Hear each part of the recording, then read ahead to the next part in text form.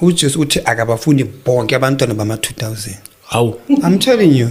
Abana order. Yeah, abana order abantwana bamanje, abantwana ba-millennium. Hayi ke uTata Musamseleku wathi uzayozibambela i2K litshisa lisithi be alizise esithenjini sakhe. Hence sesamva ke uMayeni esithi hey lo mntana makayeke amakhehla ayozifunela ontanga bakhe. Kodwa ke uTata Musamseleku yena uthe ethatha abafazi abaninzi nje ivision yakhe yayikukuba nabantwana abangaphinda kanene 20 ewe but ke ngoku usehafini yalo vision yakhe. So uthi ke uyaqhubeka kuthatha wife number 5 ngoba kaloku uMangwabe uchazileni ba ayi akazibone ephinde banabanye abantwana. uMakhumalo siyazi uyasokola ufumana abantwana.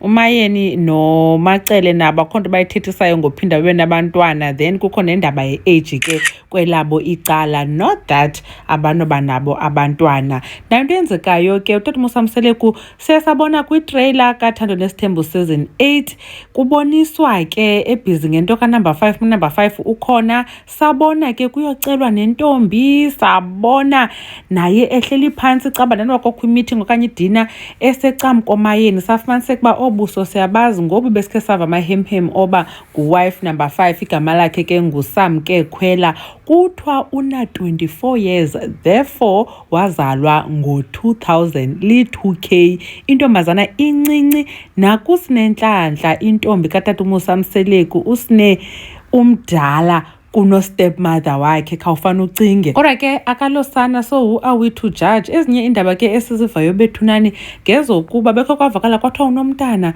kwaphinda kwathiwa hayi akanamntana into nayo ukhulelwe. So ke sana uTata Musamseleku nomakoti wakhe omtsha ingathi kuthiwa banosana okanye bazaba noswana ngoba andiyazi noba sebelekile okanye akakabeleka. Zindaba ke ebesesizifumene ezo kuFacebook from uLady Londi ebhalelwe ngumntu owasemzumbe othi uyayazi intombi le caba ke uthi wayefunda nofunda naye. Hey sibaninzi singoma Mgobhozi siziphaka zishushu sana. Hey inesibindi le ntombazana ukungena kwesasithembu kukho Macele kukho Mayeni hey kukho Mangwabe. Hey but ke uthatha kunye notata kaSibindi naye kagesi unesibindi sakhe and uzixelesana ba uzayenza lento azayenza. And mna ndicinga basele inyova ngokukuba efuna ukhupha uMangwabe ishori. Khanike nitsho ke nina ke uba nicinga ntoni ngale video and ke uba yinyani leyo ba usisi uzaba nomntana okanye unomntana. Sithi congratulations kubo. uMamgobhozi uyanibona kwivideo elandelayo. Bye.